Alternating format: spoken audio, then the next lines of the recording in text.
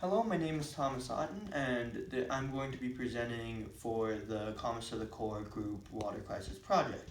So the water crisis is a massive issue. 2.5 billion people worldwide don't have access to adequate sanitation facilities, and another 780 million people don't have access to clean water at all.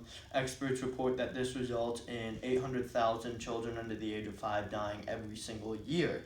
But this is particularly concentrated in sub-Saharan Africa.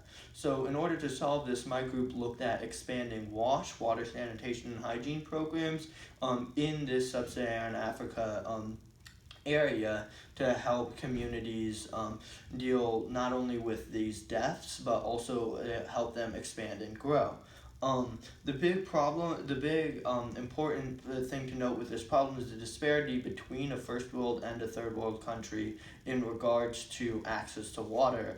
While most first world countries, you turn on a tap and the water comes out and it's clean and it's drinkable, in third world countries you have young people, particularly young girls, walking miles every single day to bring home typically unclean water back to their community, and this creates an issue where this is time that the girls are spending away from school and away from improving their community.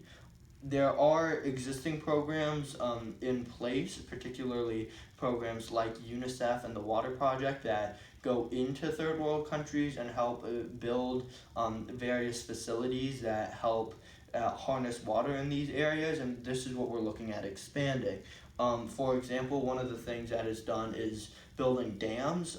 Though some of the issues with this is that a lot of programs have came in and built dams that can be improved upon by using better concrete to be more drought resistant, and building dams is a careful thing in itself because it affects not just a community that's benefiting from the dam, but every community downstream from them.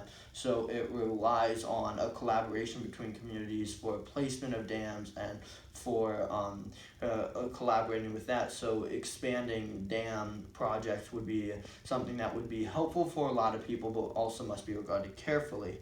Another thing would be educating locals to care for their own facilities. So you see a lot of things about people building wells or building various things for communities to have access to this water, but what the Water Project in particular does a good job of is educating the locals on how to maintain these wells and how to even teach others to maintain the wells. And this creates a sustainable community that does not rely on outside help and allows itself to be more independent. And that ends up being very large in regards to helping the community get on its feet and stay on its feet for a long time.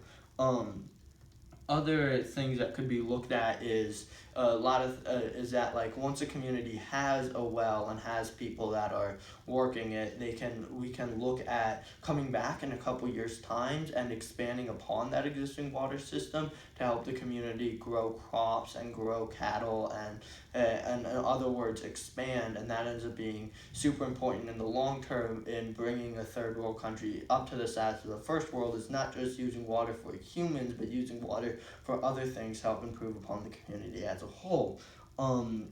Another thing that's big with this is going to be bringing plumbing to these communities, is bringing better bathrooms, better sinks that would help stop these 800,000 deaths a year because the communities are more clean.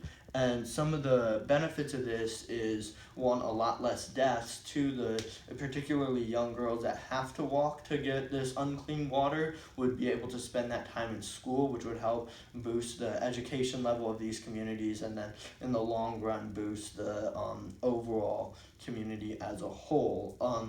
And other benefits would include a world where, but this would end up creating a world where these communities have access to water and can expand upon the water in their community and eventually across the continent to help create a water-safe world.